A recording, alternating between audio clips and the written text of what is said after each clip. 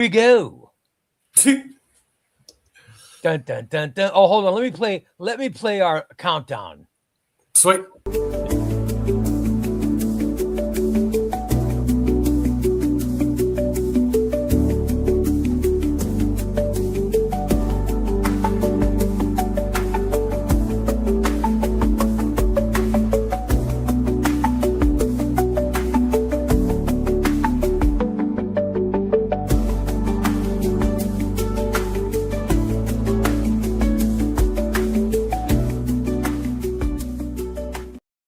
Dun, dun, dun, dun. It is time for ChubbyRay Comics Roundtable. I'm so excited because I got the guest I've been trying to get. And this is the reason that we're going a little early. Because I got OmniBeau from Australia, from Melbourne, Australia. How you doing, partner? Thank you very much for inviting me today, Ray. I really appreciate it, bro. You're one of the people I've been trying. I wanted you. I wanted Sean from Comic Pals. I wanted Day from OmniNation. Of course, I want Omar.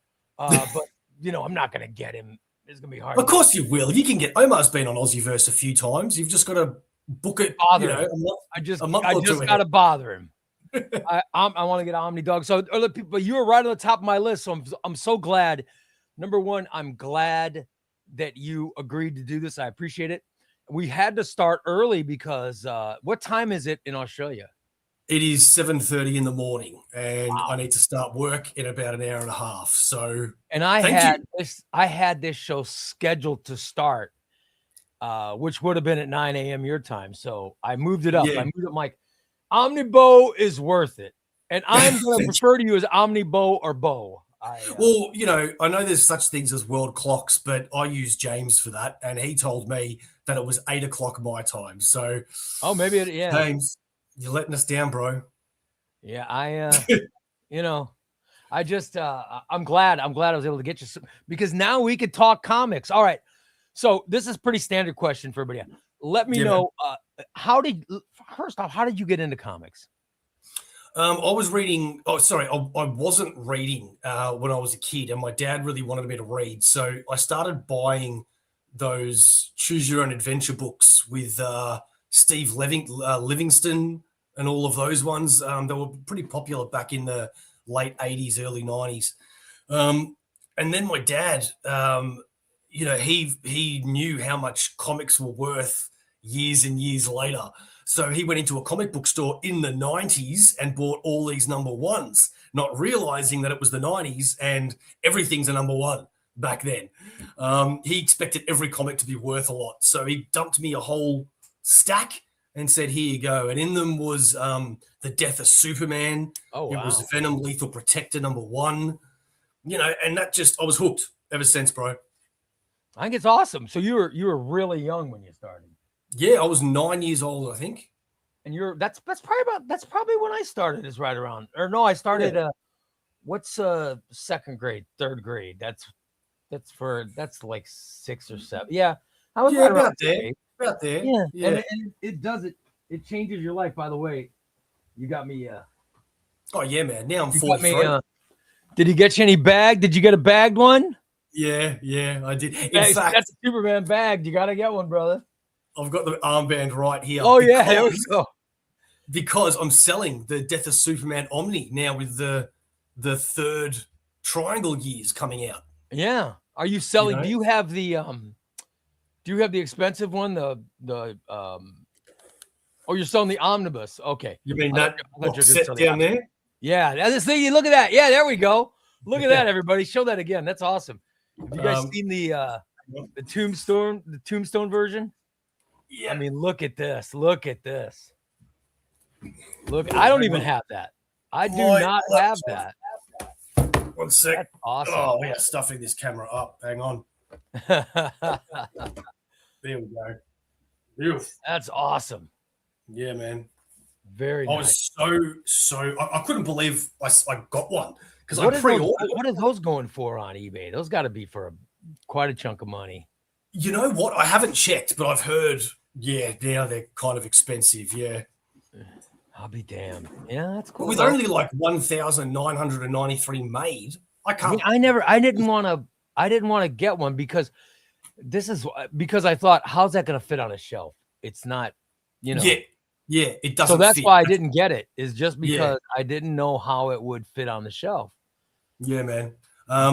Javier, dude, I've got to give a shout out to Javier because he's always in the Aussieverse chat. So good to see you, buddy. And you're right, I will be putting that out on Halloween. Awesome. Thanks, Javier.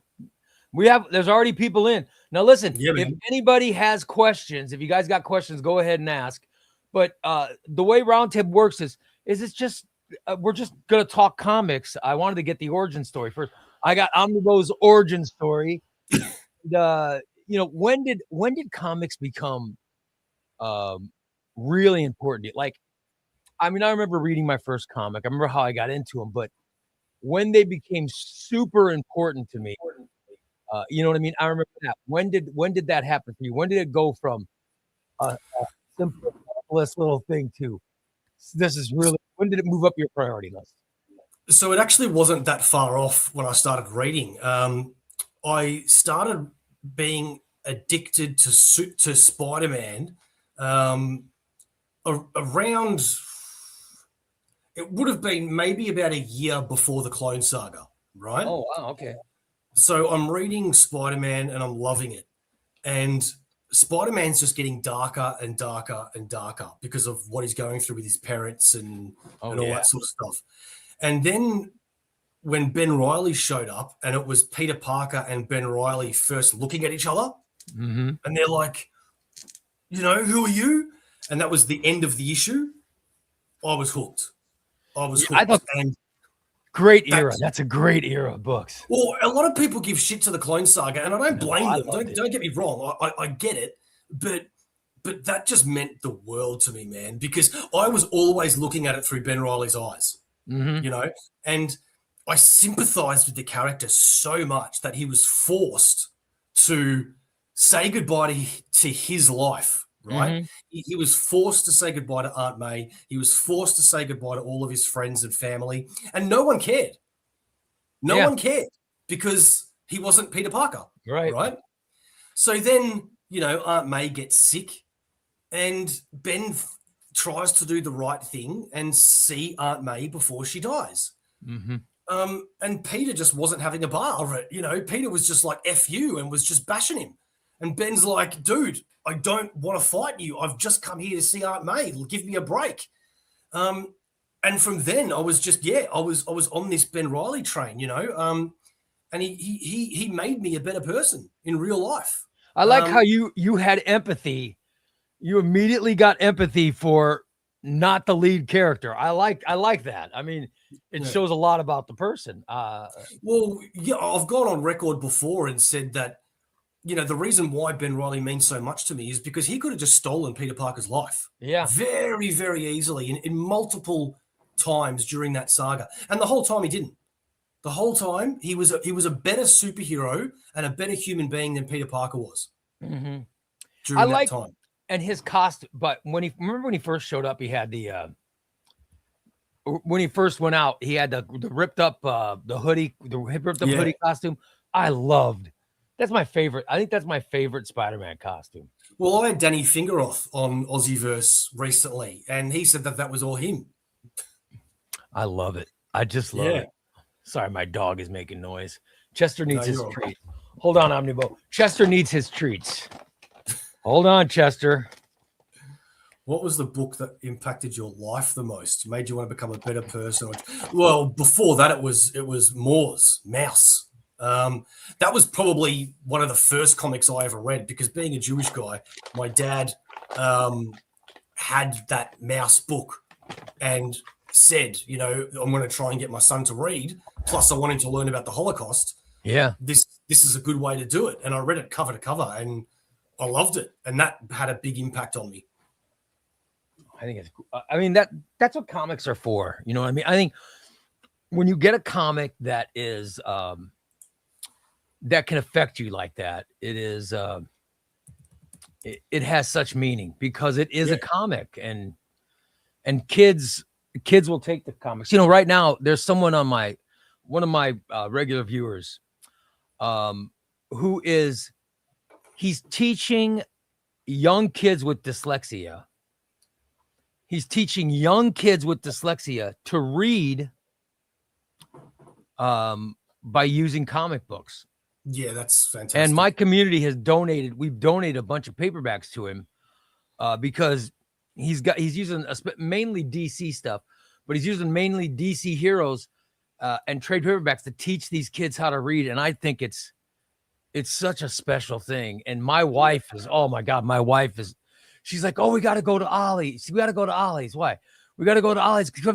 We've got to get more books for the dyslexic kids. So, you know what I mean? It's just nice to see when you get, when you find something like that you want to get behind. I think it's so great that comics can do that. I just think it's awesome. It means a lot.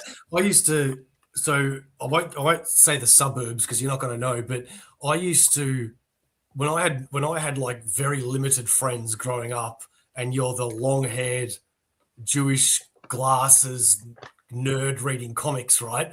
I used to take all my pocket money and catch the train and go all the way into the city to the comic book store and buy my weekly comics every single weekend. And there was nothing that gave me happiness more than being on the train home and looking at all the covers going, ooh, can't wait to read this. That was your weekly adventure, man. That was your adventure. That's awesome. Yeah. I got, with me, I was born in Chicago, and I spoke Spanish when I was really young. Then I was learning English, and I stuttered when speaking English. I remember I didn't stutter when I spoke Spanish. I didn't stutter when I spoke Spanish, but I stuttered when I spoke English. And I moved from Chicago, Chicago is one of the most beautiful and most diverse cities in the world. Yeah. And I moved from there to this little town in Illinois that had 3,000 people in it.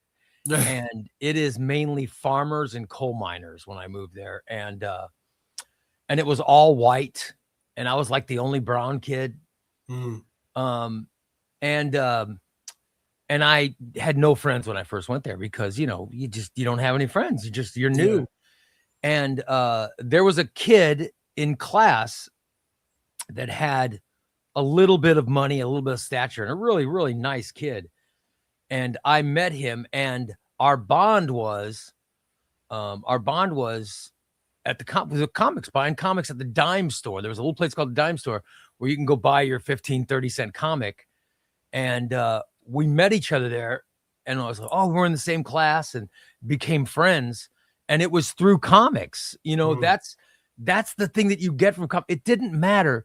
It didn't matter that one kid was cool and rich and popular, and another kid was this little fat Mexican kid who had just moved to town that knew nobody. Okay.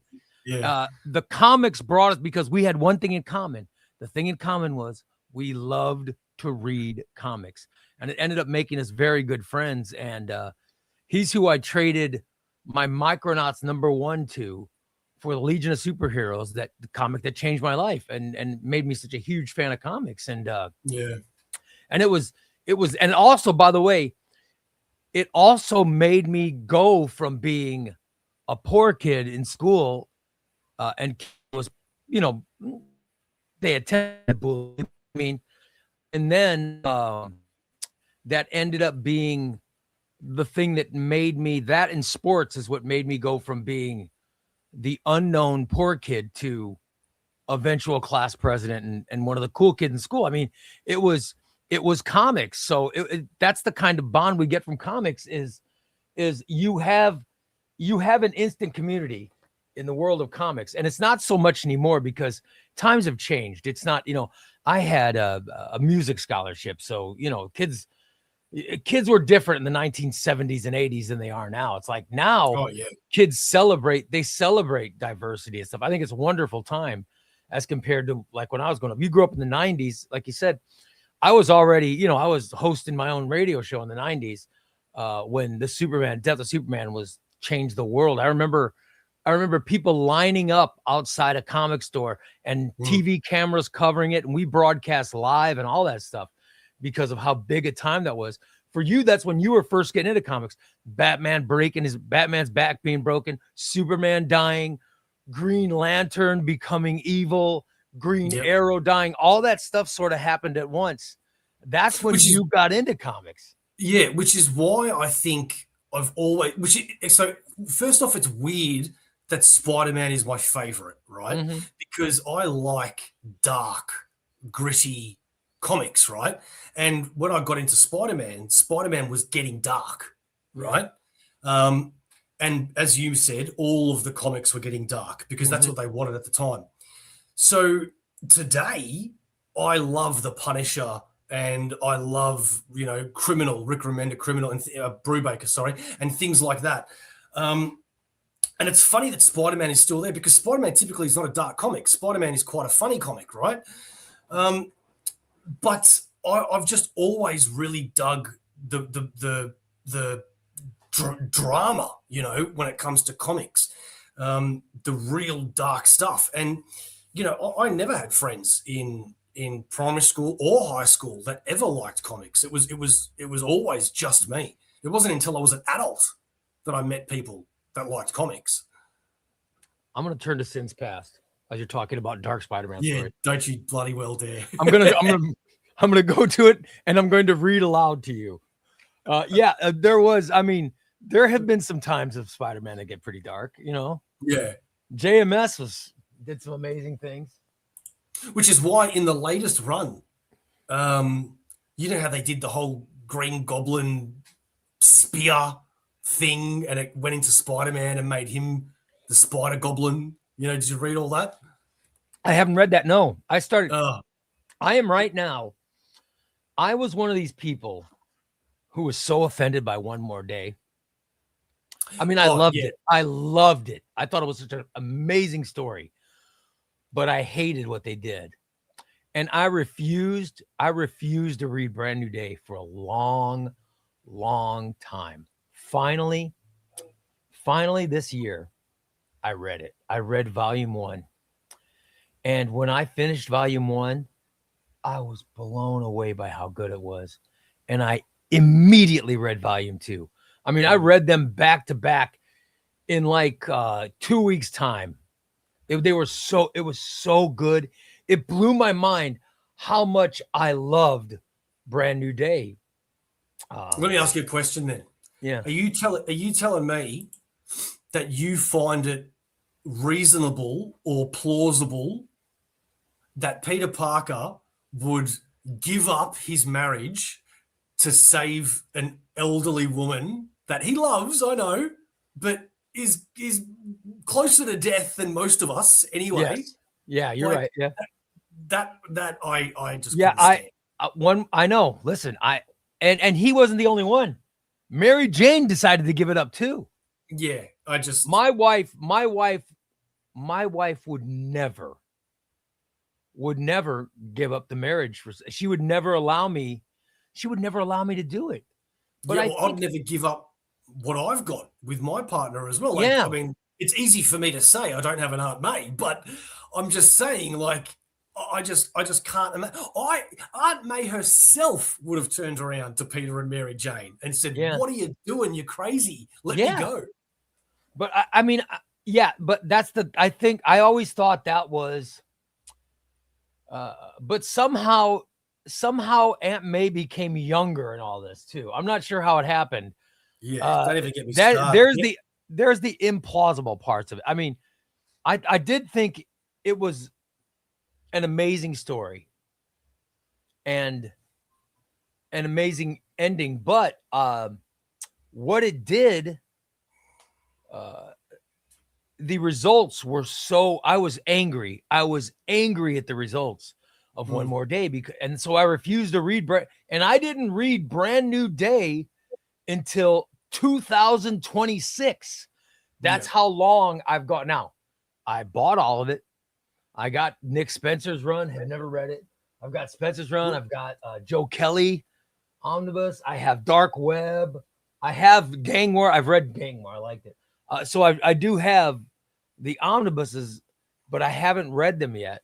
But I've read Brand New Day 1 and 2, and I'm really looking forward to volume 3. Look, man, It I've is got weird friends though. that refuse to buy Spider-Man You because wouldn't even buy it? no. I'm saying I've got friends Oh that yeah, okay. refuse to buy Spider-Man because what's his name? Tom Bruford? I always get his name wrong. Apparently he's the one that came out, and I always thought it was Joe Quesada, but apparently it's Tom Bruford. God, I always get that name wrong. Apparently he came out and said, "Look, Spider-Man is our top-selling book, and Mary Jane and him will never be together again, ever, because they don't need to be." So I've got friends that refuse to buy Spider-Man to show Marvel that they're wrong, because how else are you going to show anything? You show with your wallet. But I can't do that because I agree with them, Yeah. but I still want to read Spider-Man. Let me ask you, who do you think Peter should be with? Oh, Mary Jane, 100%. You think that's no matter what, that would Yeah. you be okay if they put him with Felicia Hardy? So Felicia Hardy has always been that soft spot, right? Exactly. That's what I was thinking about this. I was thinking we had a stream a few weeks ago and it came up and I was like, you know what? Oh, I know what it was for. I did a video on Valentine's Day. You know what? Peter Parker should be with Felicia Hardy. You know what I mean? If he can't be with Mary Jane, yeah, okay. I'd accept Felicia Hardy. If he can't be with Mary Jane, yes. Felicia. But Yeah. Mary Jane is his soulmate, and I will go to my grave with that. How dare you allow Superman and Lois Lane to get married, have children, progress in life, and all these other characters grow up and progress, and Spider-Man progressed and grew up for years as well, but he can't be married to Mary Jane? Get stuffed. It's very strange. One more day for a long time, it made me angry. I hated Mephisto, but I also thought, I'm like, one day they're going to fix it. One day they're going to fix it, but they never have. Yeah. They've come up with alternatives, like the Ultimate Comics were an alternative to it all. Because in both Ultimate Comics universes, we've seen Peter and MJ together. But in the main 616 universe, they're destined to not be together. And I wonder how long. I wonder if that's forever or if they're going to go back on what they've said. There's an upcoming issue with a cover of Peter and Mary Jane kissing and the Venom symbiote going like that. And I haven't read that issue yet. So unless it's just a cover, which in this day and age I wouldn't be surprised, I'm wondering, are they going to get back together? But they're also now hinting at Mary Jane and Flash Thompson. Yeah, but I mean, but Mary Jane's with Paul's her boyfriend now, right? They broke up. Oh, they broke. When did they break up? She dumped him. They were still together during the All New Venom. She dumped him now. Okay, during the All New Venom paperback, they were together. Yeah, I'll be damned. No. But he was, that Paul guy seems like a really, really good guy. I mean, they almost made him too nice.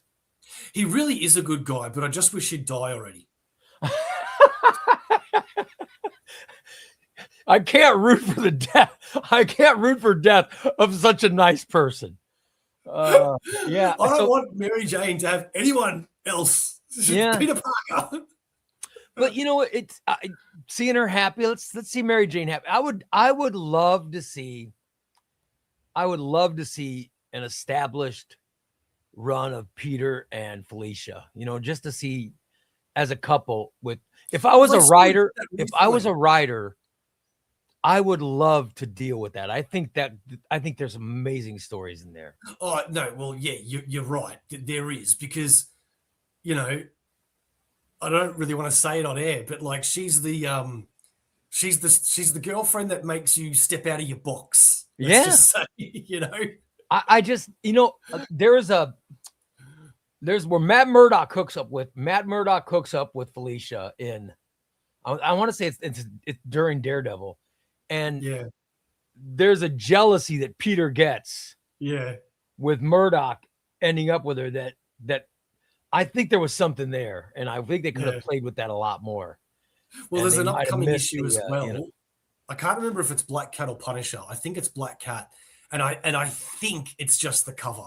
But there's a cover coming up of Black Cat where she's in like they're insinuating that the Punisher and Black Cat slept together in this issue. But yeah, I think it's just the cover. It wouldn't surprise me. I mean, I would have Peter and Black and Felicia together, and have whenever like Johnny Storm comes up or Matt Murdock comes up or any of the other heroes that she slept with. I just think that would be interesting to play with as a writer. Yeah. You know how It's Peter, almost like Captain America and the Wasp and Hank. yeah, Peter acting like it doesn't bother him when it does. I think that would be. I think they could have a lot of fun with that. Yeah, but there's a lot of there's a few threesome conversations that I'd like to see. Like imagine sitting down with Tony Stark, Cyclops, and Emma Frost as well. Oh, yeah. You know what I mean? Like, who hasn't Tony Stark slept with? Tony Stark's been, that'd be awkward. He's also been with Black Cat. He's been with who is the one he's with now? The why am I forgetting her name? The one he's with now, Tony Stark. Yeah, he who's he with? Madam Mask. Yeah, he's been with Madam Mask. He's been with okay. Yeah, I mean Tony Stark's in the Fraction run. He hooked up with several different people. Tony Stark is probably the one who sees the most action of anybody besides Felicia Hardy in the Marvel Universe. So we've got Cliff here, and he goes, did we forget that Felicia rejected? And by the way, Cliff was the mate that I was talking about when he's like, show Marvel with your wallets. You know, so he's the one who will not buy Spider-Man. Yeah. I love it. But he goes, do we forget that Felicia rejected Peter when she found out he was Spider-Man? Yeah, look, that did happen, but they've also since then. Yeah, she went back to, explained, you know, why. That was like the young Felicia. I'll tell you, in the Jed McKay run of Black Cat, they faked the wedding. Yeah. And I love that. I loved, and they had really fun. They had fun art on the covers and stuff of that Black Cat. Yeah. Of the Black Cat Spider-Man wedding was really cool. So they've had fun with it. But I think that a writer could have a lot of fun with, I think a writer could have a ton of fun with, you know, Felicia Hardy. Well, now she's into women as well, which now she's into women as far as I know. Oh yeah. So I don't think she's ever not been into women. I think she's into anybody. Yeah, I just don't remember her ever being bisexual. Not that it matters, but I just don't ever remember it. But now that she is, you could have a lot more other. Oh yeah, I love it. Characters. But I would love to see that with Peter being bothered because, well, she did sleep with Tony Stark. She has slept with Matt Murdock. She has slept, you know, they should have her sleep with Mary Jane. Oh my God. There you go. God. I mean, if you're a writer, you know what I mean? If you are a writer, imagine the fun you could have with that. That would be so, oh man, I don't even know. Like I'm guessing funny.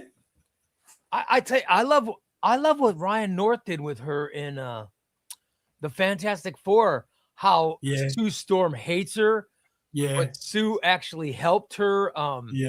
I read Sue actually helped her when she was arrested for the bank robbery thing. I think that Felicia Hardy, her relationships with other women is very interesting. So to see her actually hook up with a woman sexually, especially if it's someone that Peter has been with, would be an amazing story. I would love to read that. Which brings me to another point, actually, with that Black Cat, Invisible Woman issues. And would they get Sandman to pick a bloody side already? Like, what the hell, man? The guy reforms, becomes an Avenger, becomes Sable's Wild Pack. Then he's a baddie again. Yeah. Then he has a daughter, and he's good again. Now he's bad again. Like, for crying out loud. And the same one is the Rhino is the other one that they've done, that they've sort of you know. I think that I don't know if that's editorial boredom or if the writers are bored trying to find. It's just so dumb. Yeah, Like you but- give these characters growth, Yeah, and then they just get reverted back. Yeah, exactly. That's why I would like to see. That's why I would like to see. You know, a decidedly thing. Peter, Mary, and Felicia Hardy would be a decided choice. Here we go. We're going this way.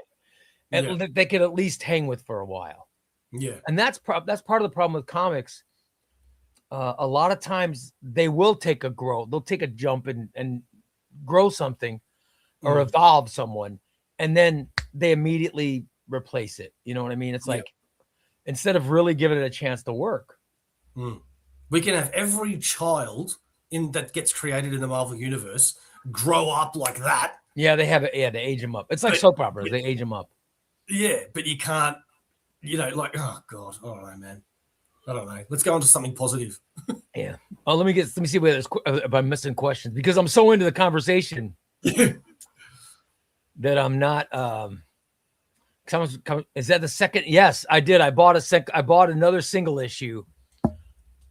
This weekend I went to a comic store and I found X of Swords. X of Swords. I got some single issues recently. It's sealed. It's sealed and brand new. I got X of Swords. Nice. And I found this and I'm like, you know what? I got issue 1. I loved it. So I'm going to get issue 2 as well. So there is a single issue. There is another variant cover of that Iron Man that is so similar to that one. It's just like, it's a different, there's something different in the mask, but there's 2 different covers. Oh, wow. Yeah. This is I just saw this and grabbed it. Yeah. So that's the standard, I think. And then there's another one. I wish I had seen the other one. I would have bought both if I'd have seen them. Yeah. Thank you, Cliff. Thank you, Cliff, for that tasteless comment. We really appreciate it, Cliff. Thank you. The real question is Peter delivering that good. Tom Jr. Jackson, I appreciate getting people to sub to me, but get them to sub to Aussieverse, not OmniBeau. I don't even. Do you know how annoying people keep subbing to OmniBeau, and I'm like, no, sub to Aussieverse. Aussieverse, AUSSIE verse. Isn't that how you spell it? Yeah, yeah. How long have you been doing YouTube content? For probably about 5 years now. Before Aussieverse, I had another show that I started that, to cut a long story short, had too many chefs in the kitchen, and it didn't end well. Everybody just got angry with everybody. So that only lasted about a year. And then I said to myself, well, screw it. I'll just do something different on my own. And I got my 2 mates, Steve and Sharif, and we started Aussieverse. So it's been about 4 years we've been doing Aussieverse now. That's awesome. It's been great, yeah. It's so weird, me being in the middle of the country of the United States to YouTube is so different, because I now, will watch a show from Australia, these guys from halfway around the world. And, I feel like we've never met, but I feel like we're friends because of, an instant connection because of our bond of comics and stuff. But I'll watch you guys on Aussieverse, and it's so strange that it seems like only 10 years ago this was unheard of, but now I have a kinship with you guys from around the world. Well, as much as it sucks with the time difference, the one good thing about it is that while I'm at work, yourself and other friends that have their own channels, they go live during my work hours, which is a double-edged sword because I can't really join when I'm invited, but I can put you guys on in the background and listen while I'm going about my work, and every now and then drop a comment. So that's pretty cool. No, I think that is cool. What do you when you got to work in the comic shop, what made you decide to work at a comic shop? How did you apply? Give us the origin story of OmniBeau as a comic store employee. There's not much that I can really reveal about that. You can't reveal much about it. Okay. Yeah, but it's let's just say after nearly 45 years of being alive, I've finally found a job that I enjoy, and it's a blessing. It's a real blessing. So you had another career, Oh yeah, I've and had then a you few. decided, screw it, I want to work. Yeah, And you found a comic shop and went in and said, "Hey, can I work here?" Or kind of. Yeah, kind of. Yeah, it was through knowing people as well. oh, see, now I really want to hear the story.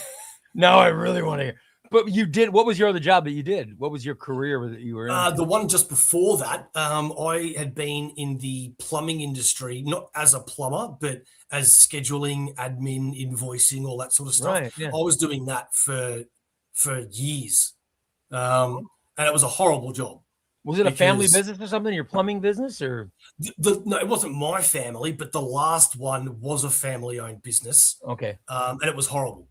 It was horrible because first of all, plumbers here in Australia, and I'm going to get some hate for this if plumbers are watching, but you know what? Plumbers probably don't read comics. It's Only they the get cool they get paid so much that, really? and yeah, tradies get paid so much here in Australia that they almost, and I'm not going to say all of them because obviously you can't, it's like being racist towards tradesmen, but a big majority of them, because they've been getting paid so much for so long, they really have a bad attitude of, I don't need to do this. I can go get a job anywhere. I can pick my jobs. And on top of it as well, which is really unfair, is so in Australia, we have long service leave, right? And if you've been working at a job for 7 years, your long service leave starts accruing then, right? Mm-hmm. And then if you get to 10 years, you get like 3 months off paid leave. You know what I mean? But if you quit that job and go to another job, that starts all over again. All over. Okay. But in the plumbing industry, that's not what happens. You carry that to every job. Oh, really? It carries over? Oh, that's awesome. I mean, it's awesome for them. Yeah, it's not awesome for the people who own the company, but yeah. So, when you've quit school, which a lot of them have, you've gone to be a tradesman, you're making more money than all of your friends. You're now an adult who's still making more money than all of your friends. Your long service leave is carried. You're walking around like, hey, man, and I'm traveling the world. I'm doing all of these things now. And everybody else that's working 9 to 5 is suffering. Why is plumbing and the wages so why? What happened in your country that made the wages so high? No idea, man. No Just idea. because it's a needed. Well, think about it. The one thing that will screw up your life is having a messed up bathroom or a messed up sink, or you know what I mean? It is something that really screws up your life. Well, the average pay here in Australia would probably be, give or take, I'd say somewhere between around $30 an hour, maybe, right? 25 to $30 an hour. Plumbers will get, like, I've seen guys getting paid $60 an hour. Wow. Unbelievable. And that's just insane. Insane. So anyway, because of that, they're very hard to work with. They don't live in the same world that we do, where if I lose my job, I am screwed. Yeah. Right? Yeah. I don't know how to pay my rent. I don't know what to do. But if a plumber loses their job, they don't care. Because there's so many plumbing jobs out there. There's a lot of, here's what this tells me. There's a lot of toilet issues in Australia. That's what I've learned. Well, actually, it's funny you say that, because I thought plumbers were just toilets and sinks, but no, man. Plumbers are doing roofing. Plumbers are doing gutters. Plumbers do a lot. Well, think about it. There's no new construction that doesn't need a plumber. Yeah. Whenever they build anything, you need a plumber during the construction part. Because think about it, you got to have pipes run through your house or run through your business. So I left that industry because plumbers were just incredibly hard to work for. And my last boss was just a nutcase. she was married to the owner of the business. Oh, and yeah, that's never good. and That's never it good. was just horrible to work for her. And every day I woke up hating life. By the way, Tom says the cosmos is vibrating, timelines misfiring. Sub to Aussieverse before the universe asks why you're slacking. Ascend, traveler. YouTube.com/@Aussieverse. Yes. Wow. Thank you, Tom. I Wow. love it. Tom gives the best. He does best plugs. That's pretty Best good. plugs of You gotta anybody admit, on James, YouTube. you need to up your game, brother. Love it. Let's see. Logan says, cool. Ray and Bo link up. What's good, fellas? By the way, I want to thank Omar. I got to thank Omar again. The reason that I became friends with OmniBeau is Omar.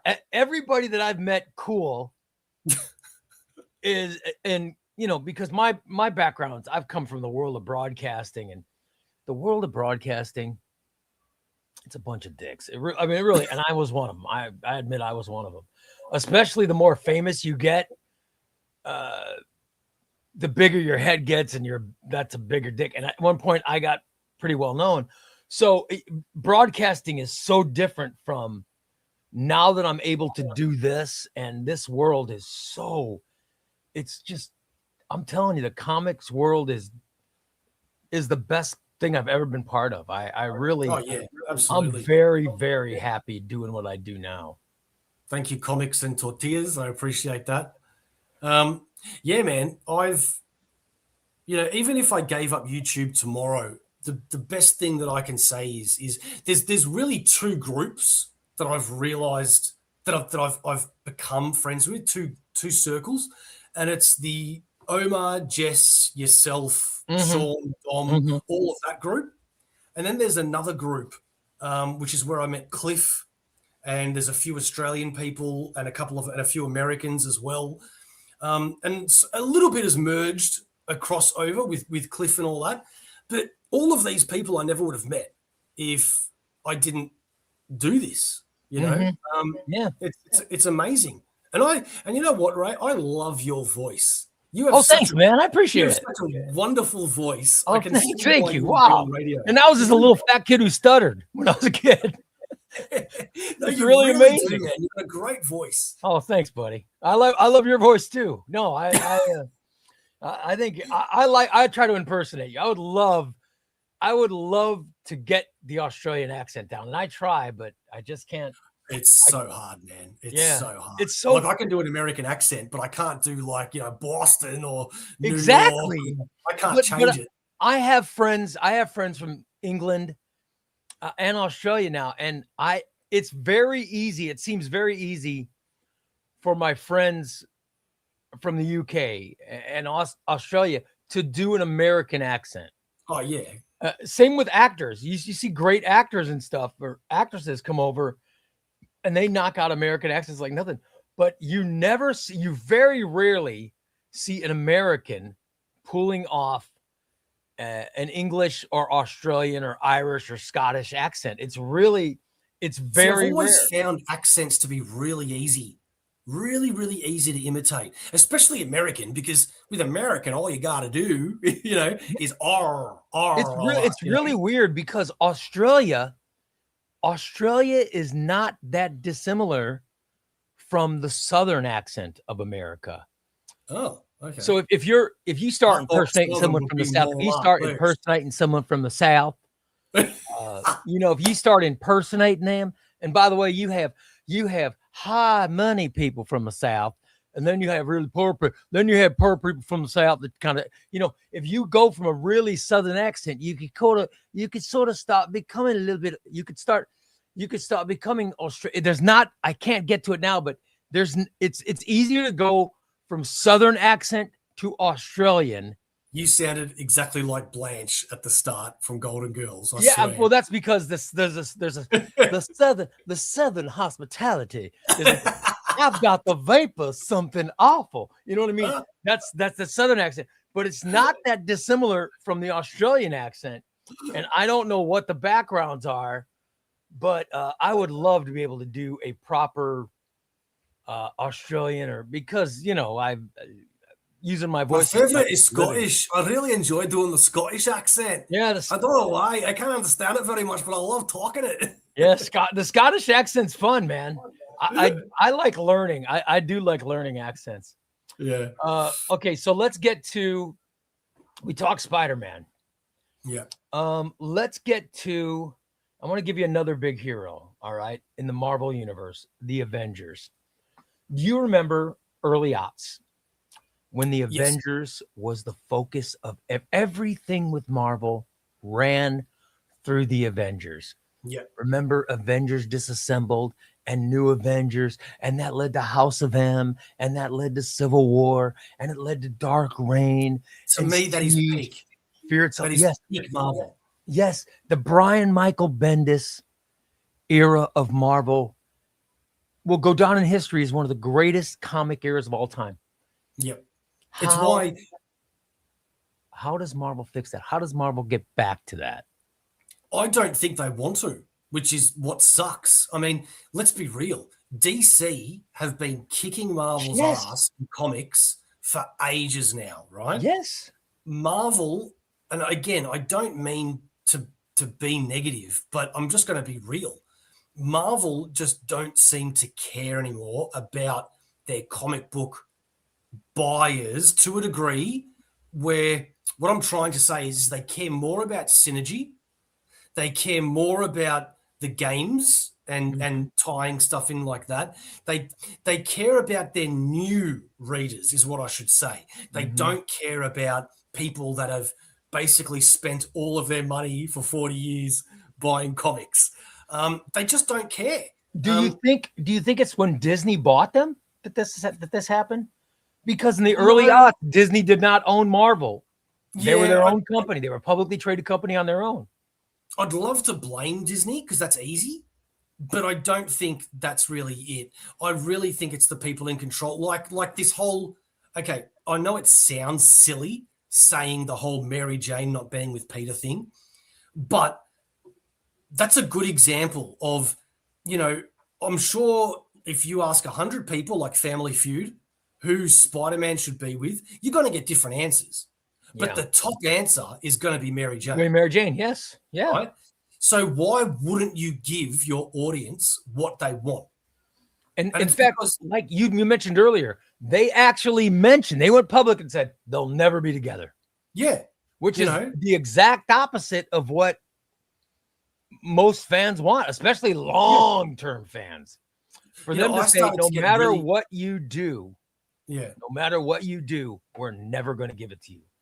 I started to get really turned off Marvel when Nick Fury Jr. became the Nick Fury of the 616. Yeah. Don't you think that was because of the movies? I mean, yeah, it was. But that's when I personally said this is going downhill because, it's a writer's job to write something that you can't foresee or that makes you go, oh, wow, or that keeps you engaged. Now, how easy would it have been for them to just simply say, which I think they retconned later where now he's Nick Fury Jr., right? But they tried to replace him originally with Nick Fury's now on the moon with the Watcher, now Samuel L. Jackson, Nick Fury. It was just they didn't care about their past. Yeah, all they cared about was moving forward with the synergy. Their thing was like, oh, just give me anything. Just give us anything to make that true. And then the writers are scrambling, trying to come up with something that makes sense. Yeah. But here's the reason that I ask is this. Okay.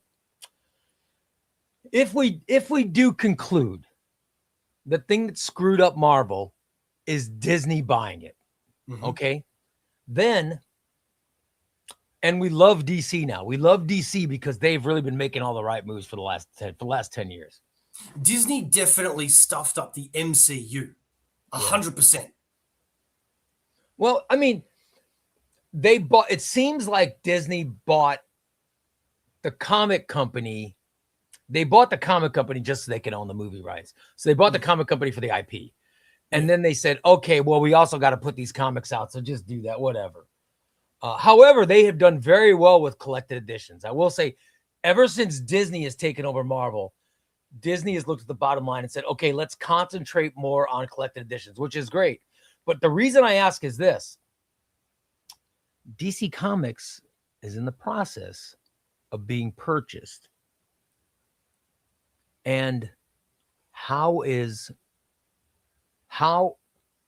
are the new owners of DC Comics going to screw them up?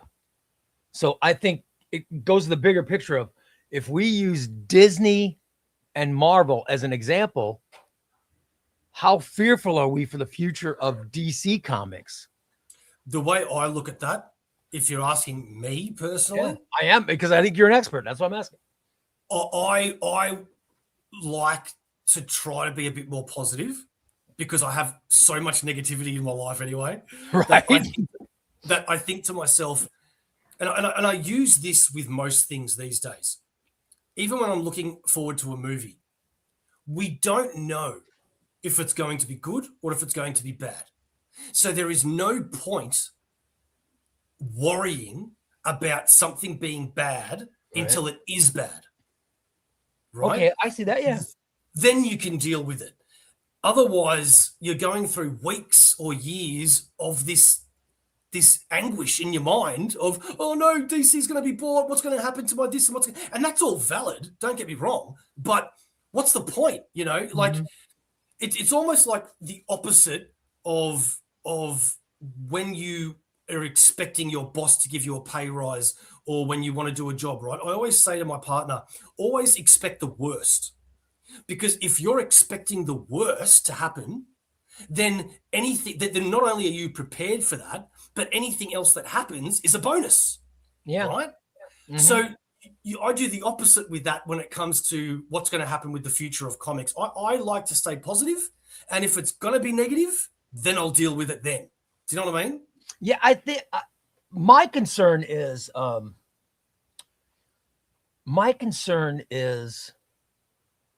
with DC being purchased. I remember when all this stuff was coming down with Warner Brothers and Netflix was buying Warner Brothers. Netflix was specifically asked about DC Comics, and Ted Sarandos was the CEO of Netflix. And Sarandos said, well, we need the IP for it, so we're never going to get rid of DC Comics. We have to own it in order for the movie rights and blah, blah, blah. But he said, our goal would be to keep the same people in charge of it. He goes, in fact, we would actually keep them in the same building. They would just stay as if, and they would be given an annual budget from us every year to keep things going the same. Paramount won't even comment on what they're planning on doing with DC Comics. So that's where my concern comes in, is I'm not even hearing anything about DC Comics. And that scares me a little bit. I wish we could, even if we just heard one of the Ellisons or somebody in charge of Paramount saying, yeah, DC Comics doing great. We're just going to keep them as they are. But we haven't heard that. The only thing I've heard is that Paramount is in so much debt now because of this purchase. They're going to be they're $81 billion in debt or something. And that there are budget cuts coming across the board for the properties they just bought. And that scares the hell out of me.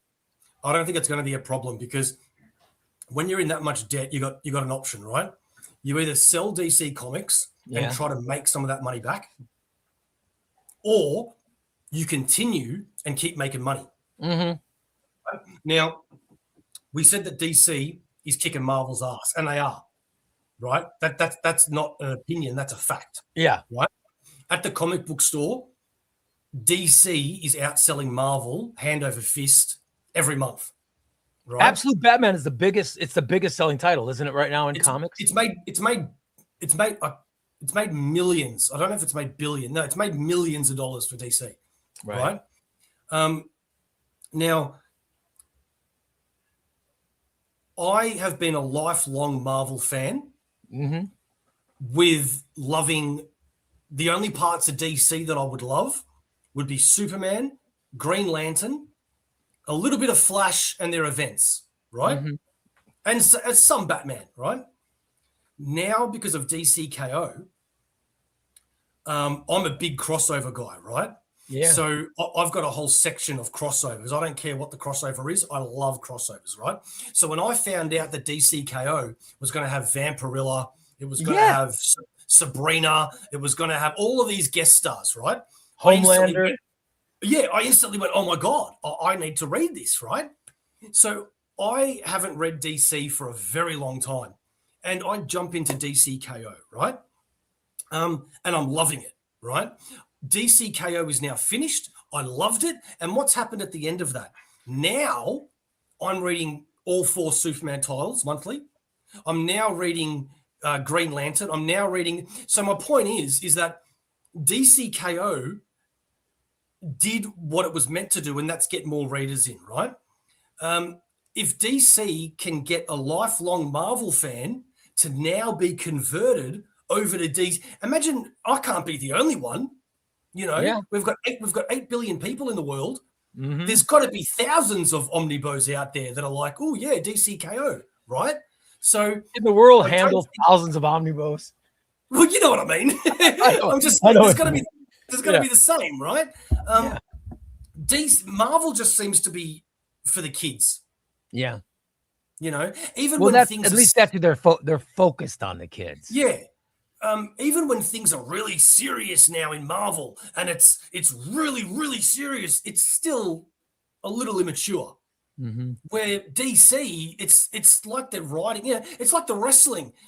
Marvel is WWE PG's era, mm-hmm. and DC are like the old freaking Nitro era and Attitude era. That's the way I see it. I think DC is, if you ask DC who their focus is, I think the focus at DC is on a 40-year-old man. And then they say, what about the young kids? Well, we have compact comics for them. Yeah. Marvel, who's your focus on? Well, we're focused on 12-year-old boys. And so the focus is different between these two companies because Disney sees them as they're 12-year-old now. We're going to grow them up watching our movies and blah, blah, blah, and all this stuff. And I do like the way how DC Comics says, no, we would like to turn 20-year-old boys into lifelong readers of the comics content. And of course, our movie division has all that stuff to make movies. Disney, it seems to be the movie division has to work with the comic division, and there's got to be more synergy, and everything's got to do this and this. And I think the way that DC separates them seems to be a lot smarter than what Marvel's doing. I mean, don't understand how you can't do everything. You're a comic book company. You should be able to have your black label horror, whatever it is. Mm-hmm. You should be able to have your general universe, mm-hmm. 616, whatever. Then you have your children's label. Yep. Why is it just one thing? It's dumb. I think DC is separating that. They have the comics. Yeah. Everybody. They have everybody. They have the compact line for kids. They also have your cartoon like character for kids. And then they have your Vertigo line for a different fan of book. And then they have their movie studio separate from the comic studio. And then you have a guy in charge of the movie studio and James Gunn and David Safran, who are fans of the comics. So they're never going to do anything to hurt the comics. But meanwhile, I think you have Marvel and you have the movie studio envelopes everything. Everything is in conjunction with the movie studio. Like they're telling Marvel, you need to do this and this and this and this. Meanwhile, DC seems to be like, okay, we're going to continue to base our movies. We will continue to base the movies on what you have put in the comics first. So they're not dictating what the comics put in. They're saying if the comics come out anything good enough, we'll make a movie based on that. But the main point is not to dictate to the comics what needs to be. And I think Disney is doing it the other way. I think Disney's movie studio is dictating to the comics what they have to have in it. And I think you hit it in the head perfectly with the Nick Fury thing. Well, when the synergy was still early, right? It wasn't that bad. I was a little annoyed at the whole Sam Jackson, Nick Fury thing. But it wasn't that bad. Like, the new Shield omnibus that just came out? Yeah. Or is based on the out, TV right? show. Yeah. Yep. I actually enjoyed those comics when I was reading them for the first time, because it was like the TV show, but in the 616. And that wasn't bad, because we wanted, as a fan, that show, Agents of S.H.I.E.L.D., to cross over with the Marvel movies, right?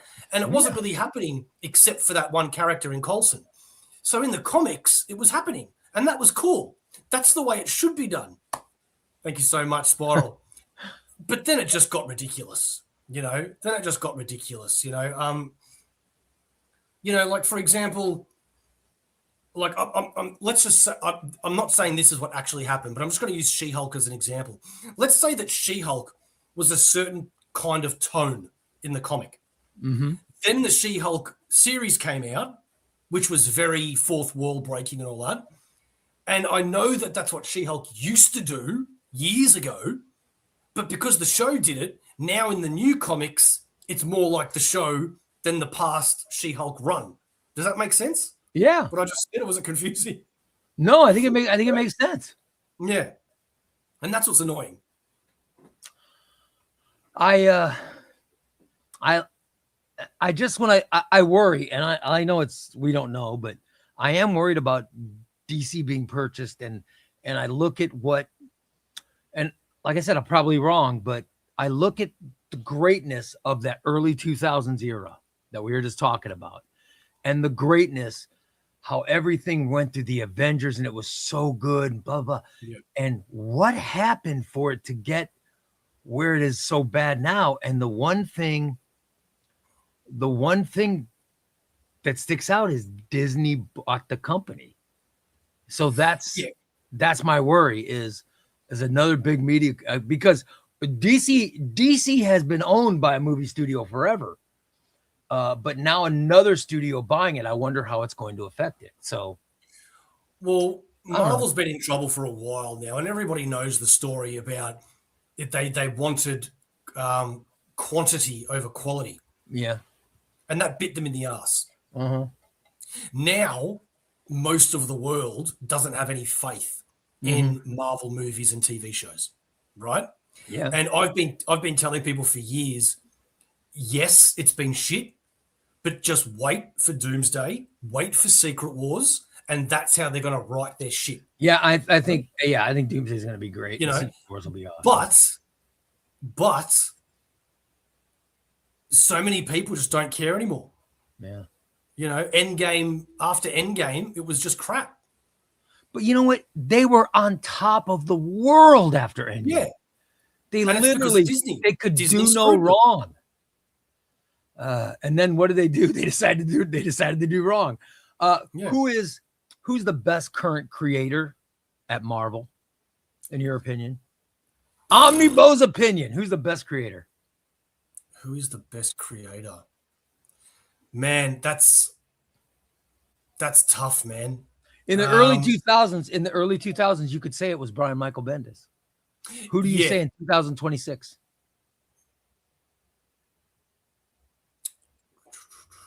I mean,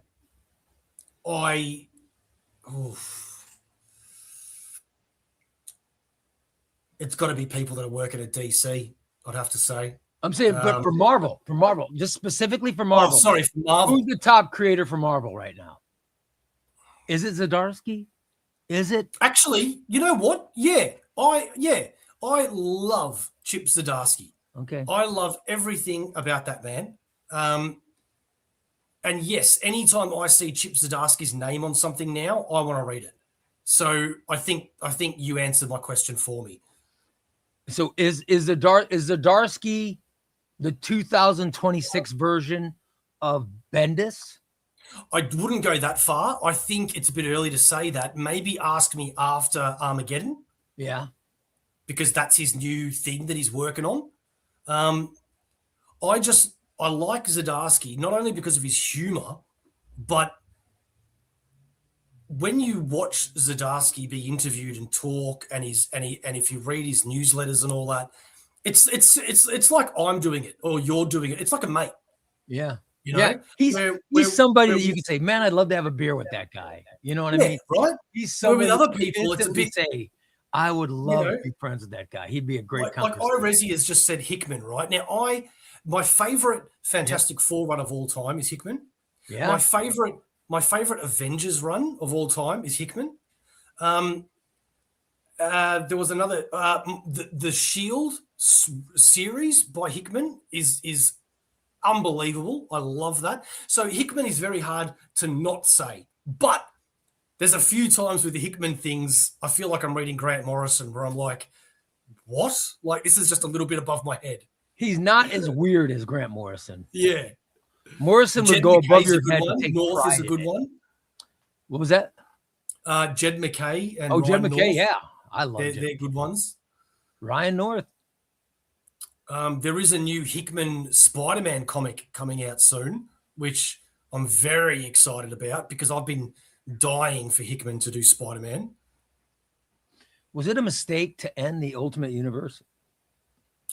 I think it's a swerve. Okay.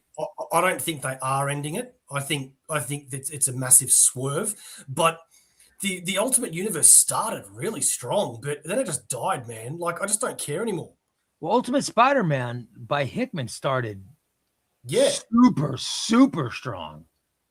And the Ultimates, but now I just don't care. You know, like, I'm still reading Ultimate Spider-Man, and well, actually, it finished. But you know, you've just got. I don't know, man. I don't know. I just think it didn't continue the way it should have, in my opinion. I just when Ultimate Spider-Man started out, Peter, MJ married, having kids. I used it as, look at that. That's a giant fu to everybody that said Peter and MJ are never going to be together. One more day was good. Blah, blah. I'm like, look at this. Here's Peter and MJ together. People love it. The book's selling like crazy. I wish that would have stayed. I wish that would have stayed. You know what bothers me about these alternate universes? Because I'm a massive Ultimate Universe guy, right? But what pisses me off is when you take characters that are meant to be good, like Colossus, yeah, and Magic and the Hulk and all that, right? You have these characters that are meant to be good, and because it's an alternate universe, they're now bad, right? Now, Hear me out. If you explain the backstory as to why these good characters are now bad, that's fine. I get it. But if you're not going to explain that, that pisses me off, because you're telling me that something can happen in the real world, the 616, that can make Colossus and Magic take over a part of the world and be dictators. That's bullshit. Mm-hmm. Magic and Colossus would never do that in a million years. But in the Ultimate Universe, they do. Right? You know what, though? Look at what happened to Reed Richards and the Maker. You know what I mean? Yeah, but see, they explained that. They gave you reasons why, you know? Yeah. I really enjoyed that. I loved reading all that Ultimate stuff where Reed descended into the Maker. It really is. I want to see an omnibus or compendium of that. Give me that whole turning of, what made him become evil. And it's weird because it had to do with, of course, it had to do with his stepfather in the Ultimate Universe. And, I love that they gave us reasons why. Yeah. There is no reason why, for what you're talking about with Magic and Colossus. Yeah.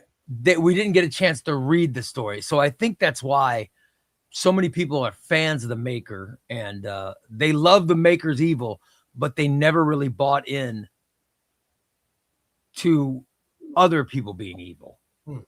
Like, I've read stories where Spider-Man's gone evil and bad in other universes and all that, and they've explained why. Like, look at the Punisher Spider-Man. Do you remember that one? I don't remember that one. I do So remember it was, I remember the House of M. The House of M Spider-Man issues. I really, really enjoyed those a lot. yeah, that's heartbreaking. Yeah, that's it was heartbreaking. really great. He's such a hero when everybody thinks he's a mutant. And Yeah. I mean, that was a crazy story. I forgot who wrote that. Did Bendis write that? I forgot who wrote that, but I can't remember either. God, but in this what if comic, it was what if Spider-Man became the Punisher, right? I've never saw never heard it. And that character has come back recently in something I can't remember. And instead of webs, it's bullets, Oh wow. Yeah, and his symbol is very like Spider-Man 2099, where it's like a skull spider, and they explain why Peter can turn that way. But don't just dump us in there and be like, okay, Spider-Man's the Punisher now. No. You've got to give there's got to be reason. Job and right. Goomba guy says it was Bendis. So thanks, Goomba. I appreciate it, man. We've got about 20 minutes left, man. Yeah, I know. I was just thinking I got to wrap up because we're getting close for you going to work. By the way, I really appreciate you doing this. And just for everybody wondering, the reason I started early is because I had to get OmniBeau before he went to work. And I really appreciate you waking up early and doing this. It means a lot. Yeah, man. I'll do it anytime for you guys, man. I love being invited onto things, so don't worry. Oh, it's been great. It's been as good. This interview has been as good as I thought it was going to be. I feel like this could be 4 hours. Having a lot of fun with it.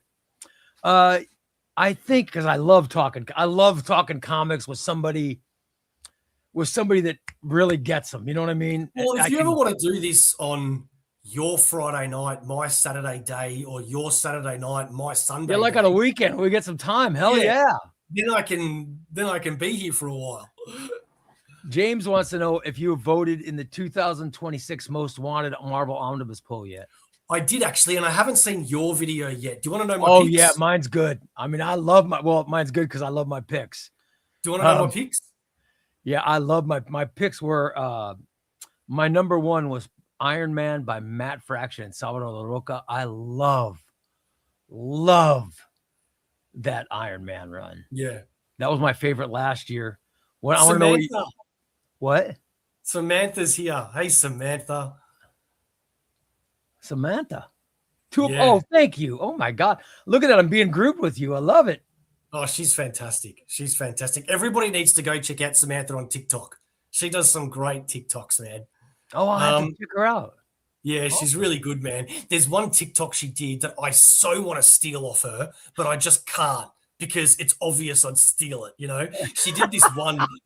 She did this one where she takes the audio from Stone Cold Steve Austin going like, and then I drank a beer, and then I ate a hot dog, and then I did this, and then I did, and every time he does that, she puts down like an omnibus. And then another beer, Austin.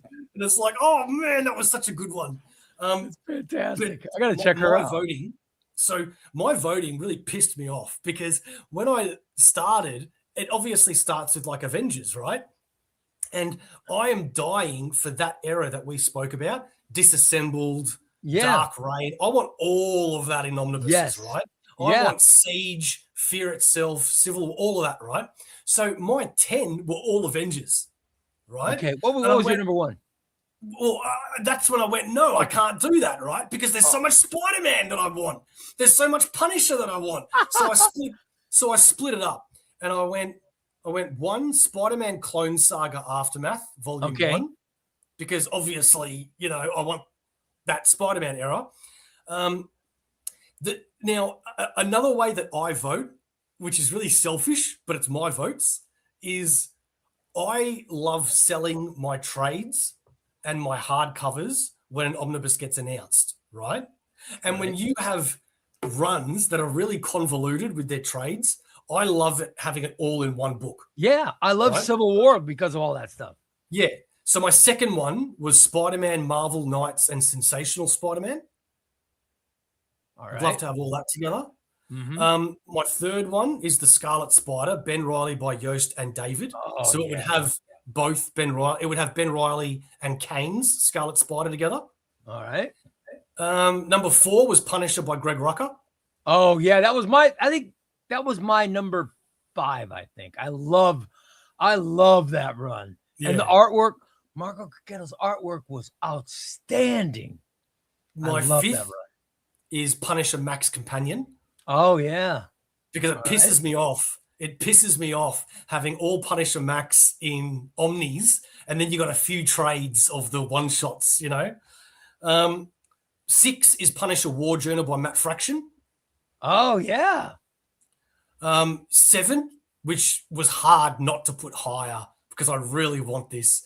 It's Avengers, Dark Avengers by Brian. Yes, that was on my 10 as well. Look at that. Which includes Utopia, Exodus, and Siege. Exodus, yeah, Siege. Number 8 is Avengers World because it's like a Jonathan Hickman companion. Yeah. I'm a massive fan of the Squadron Supreme and Hyperion, and Hyperion was really big in Avengers World. And then 9 and 10 is ones that I can't believe we haven't gotten yet, and that's Avengers the Initiative and Avengers Academy. Yeah. That was so good, man. That Avengers Initiative and Academy. It was so good. And if I had an 11, it would be like Avengers Arena and Avengers Undercover. That's my ones. I did Fraction, LaRocca, Iron Man 1. It was hard for me to go number 2. I went with Wolverine by Benjamin Percy. It's just one of my favorite runs. I love that run of books.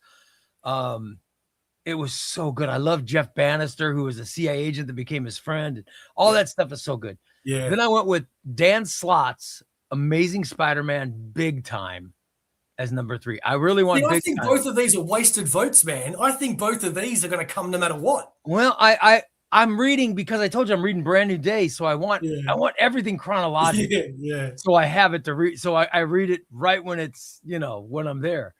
Then I did 4 was Civil War Omnibus. So I want a Civil War Omnibus in the worst way. Yeah.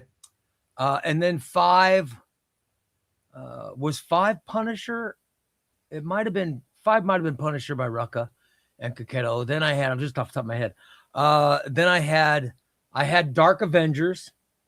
I had Fantastic Four by DeFalco because in the 90s, that was I was working and I was a secret comic geek and I was buying all single issues of the DeFalco run and Malice and all that stuff is so good. That stuff is so good. So I have that. I have D.G. Chichester's Daredevil, which was right after Nascenti. Yeah. And they're putting out volume 2 in Nascenti. So it would make sense. The next run would be Chichester. Yeah.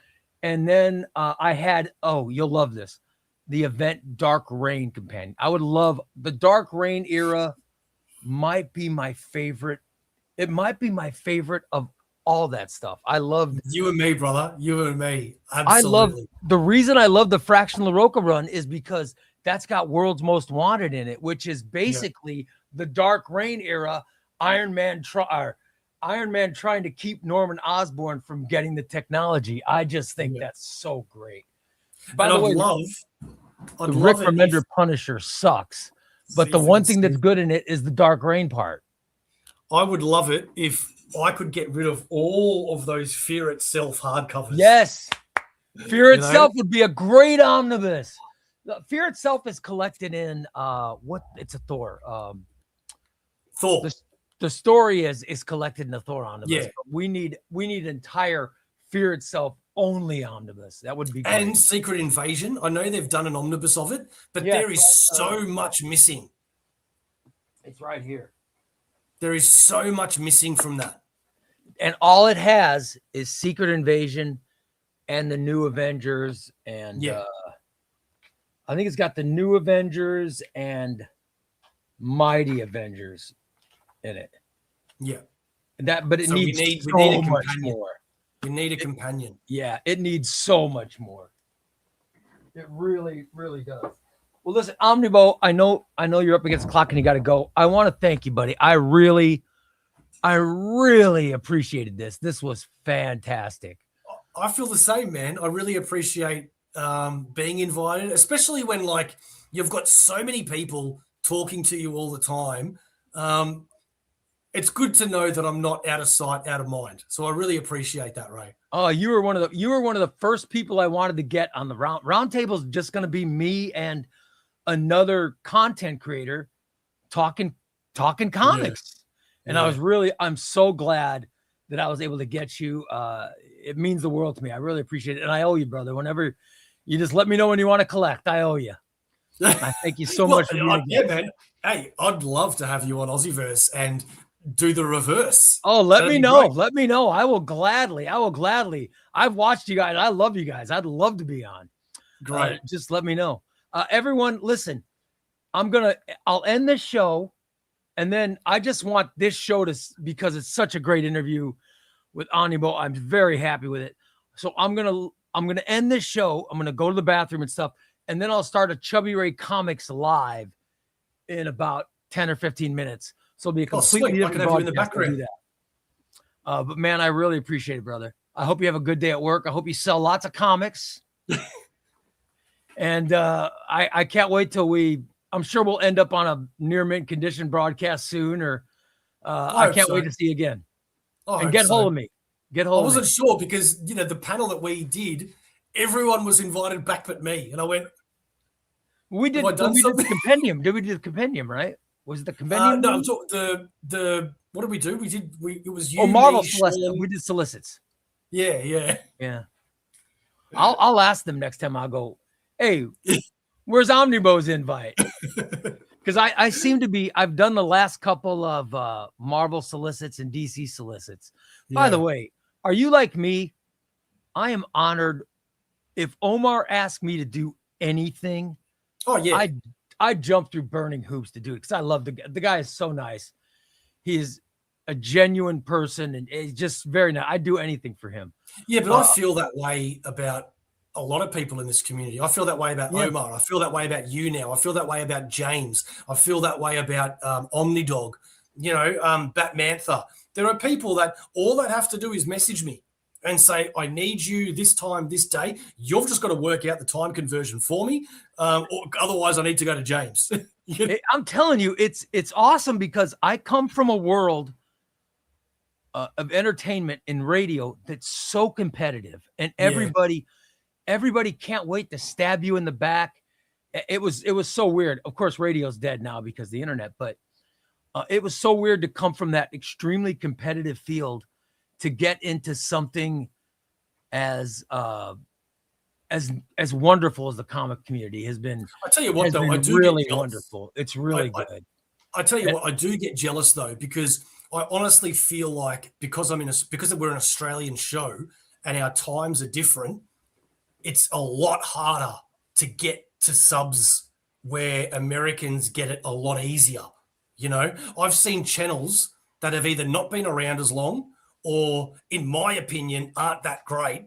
And their subs are just always climbing, while me on Aussieverse, I'm trying so hard and I'm promoting so hard and you're getting like such a slow climb. And it's like, God, why am I bothering? Lucky I do this for fun and not in hopes of, retiring with YouTube, Yeah, because you don't make any. I gotta be, you know what?